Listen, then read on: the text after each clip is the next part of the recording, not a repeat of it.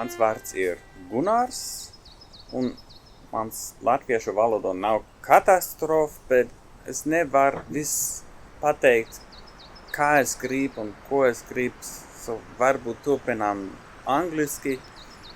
Nu tā. When I met Eva here in Riga, I really was not looking for a relationship anywhere outside Germany. I have had already some experience. I had a relationship with a nice girl from America for 6 years. I did the long distance relationship for a while, and I was really hoping to find somebody in Germany and with German language and everything, but tā ir dzīve. And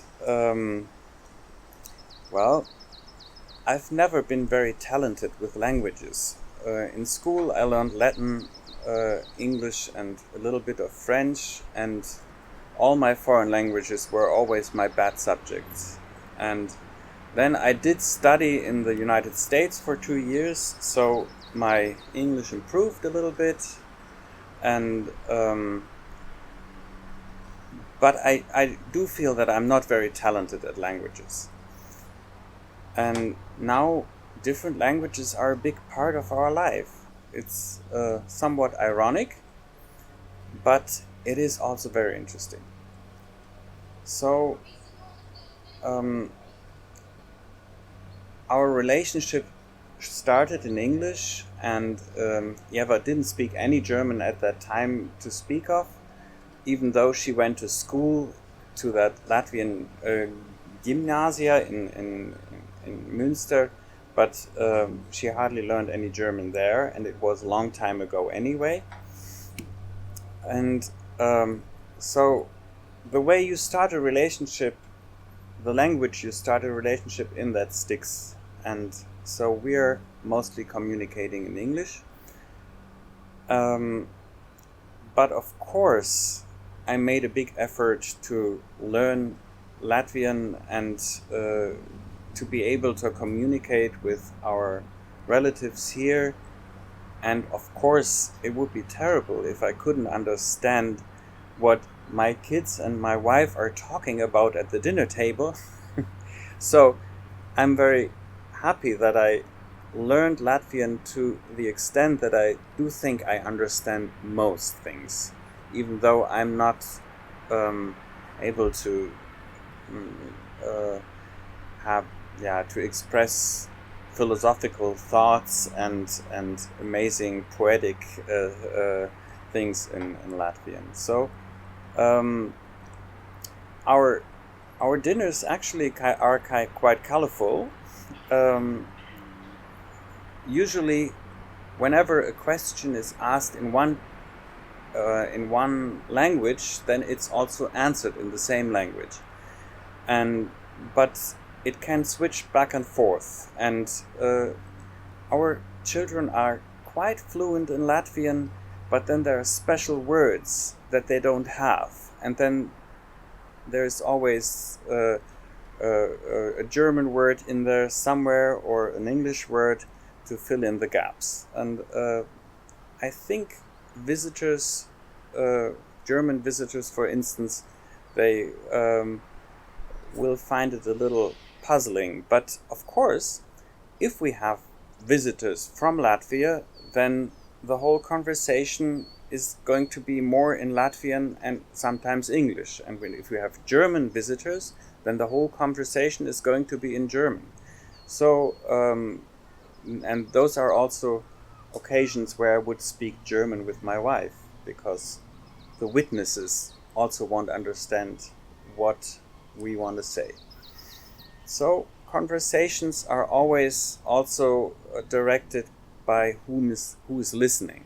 I think it would be terrible if our kids couldn't speak Latvian with their grandparents, for instance. They would never come that close to them. And I have Latvian German friends in Leipzig, and the kids don't speak Latvian at all, and their parents-in-law or their grandparents live here in Latvia, and they said, well, yeah, they do speak some German, there's always going to be this barrier in between, and I find that very sad. Relationships, Latvian woman or man with a foreigner, it usually is in the language of the foreigner, because people in a country with a small language, they're ready to adapt very often. And it's interesting because those Latvian women now living in Germany that have grown up here, they're not so much aware of how much in danger the Latvian language is as those who have lived abroad and have been brought up with these Latvian traditions that go back from the time before the war. And so for Yeva, it was always clear the Latvian language and the Latvian traditions and the Latvian folk songs and the dances, they have to be kept alive. And that was a focus right from the beginning on. And for those who came to live in Germany, it was more, and who grew up here, it was more important to adapt to the new circumstances and make sure that their kids would have no problems there in kindergarten, no problems in school and all that. And I don't know, maybe it was also important for them to get to know the world. Maybe more important to have a nice sunny vacation on an Italian coastal at the Mediterranean or in Spain or wherever than it was to come home to Latvia and be in contact with the culture and the language. So maybe this hunger for experience the rest of the world, that didn't have to be satisfied with Yeva, because she saw the world before we met. And I saw the world before I met her. And so now I'm looking at one small country under a microscope. And that's also just a world. It's I know so many little villages in Latvia, and I haven't been to Buenos Aires, but that's fine with me.